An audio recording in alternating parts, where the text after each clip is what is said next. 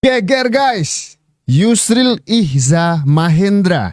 Ini Menteri Koordinator Hukum dan HAM dan juga tokoh yang bukan ecek-ecek nih. Beliau ini sudah melewati pergantian kekuasaan sejak era Soeharto. Orang penting berarti ya. Dan sekarang juga menjabat di pemerintahan. Yusril ini bilang Indonesia memang sengaja dijegal agar tidak maju. Waduh. Kita udah ganti 8 presiden loh Pak Yusril. Kok baru buka-bukaan sekarang? Ini siapa yang menjegal kita Pak?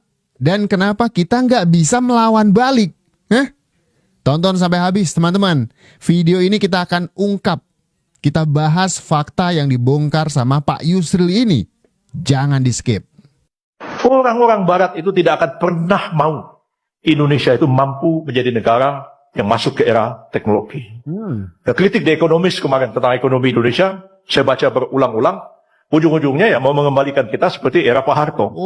Akhirnya bangsa kita ini hanya jadi bangsa pengekspor bahan-bahan mentah Sapi perah yang ya. nilai ekonominya tidak sebanding ketika sudah menjadi produk mesin dan teknologi di zaman modern sekarang. Akhirnya cuma mau itu aja. Ya. Saya pengalaman betul pada waktu Pak Harto, hampir kita ini sudah menjadi the Asian Tiger tahun 97. Kekuatan ekonomi terpenting di Asia pada waktu itu. Karena Pak Harto bisa naikkan pertumbuhan ekonomi sampai 8% pada waktu itu. Mereka tidak suka. 8%. Digoncang kita dengan mata uang, berantakan semua. Ketika kita kalang kabut, IMF datang, saya menjadi saksi sejarah dengan Pak Murdiono pada waktu itu. Bagaimana IMF mengatakan kami akan membantu Indonesia. Kita itu ibaratnya bayi lahir nggak dewasa masuk inkubator. Ya, dia akan bantu kita, tapi dengan beberapa permintaan. Salah satu permintaannya itu dana untuk pengembangan IPTN minta dihentikan. Kenapa?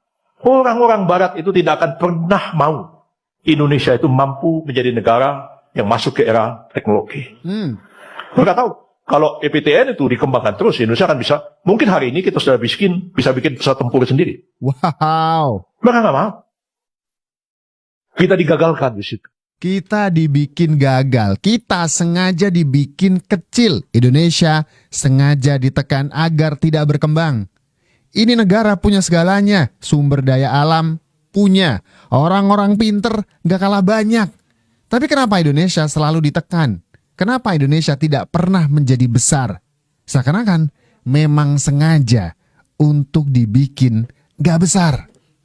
Kata Yusril ini polanya mirip yang terjadi sekarang. Kurs mata uang digoncang. Kemudian ada yang nawarin utang tiba-tiba. Ngambil gak? Waktu itu tahun 80 diambil utangnya. Sejak saat itu kita didekte. Gak boleh bangun pengembangan pesawat era Pak Habibie. Makanya Pak Habibie waktu itu marah-marah. Karena